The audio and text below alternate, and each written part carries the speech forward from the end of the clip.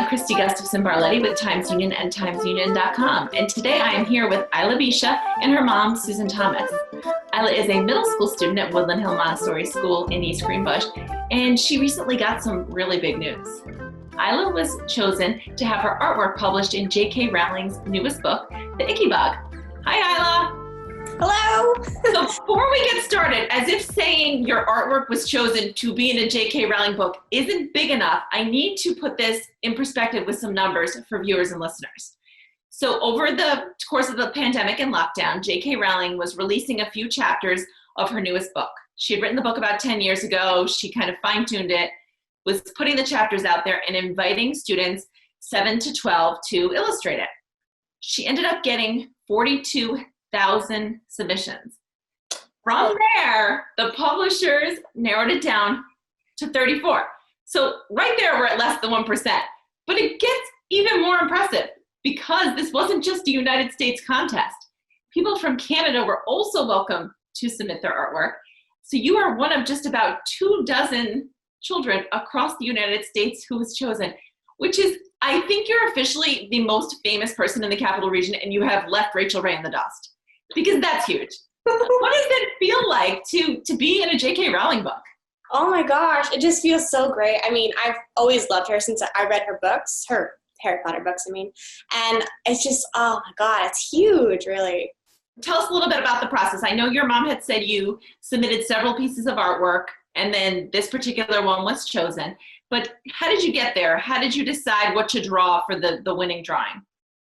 Well, I was reading through the story, and I like to draw people more than animals or plants or something. For some reason, I really like to draw King George.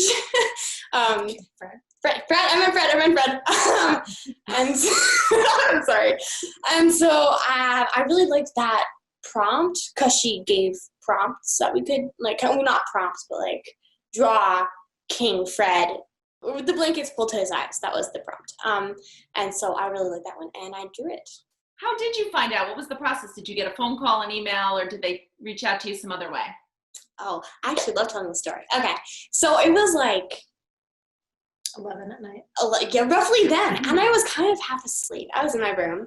And my mother, I hear a scream, a shriek from the, from across the house. I'm like, oh no. So then I hear pounding footsteps. I'm like, well, the one time this kind of thing happened, someone had died. So it's like, oh. And then my mom comes into my room and she's shrieks, Isla! And I'm like, ah!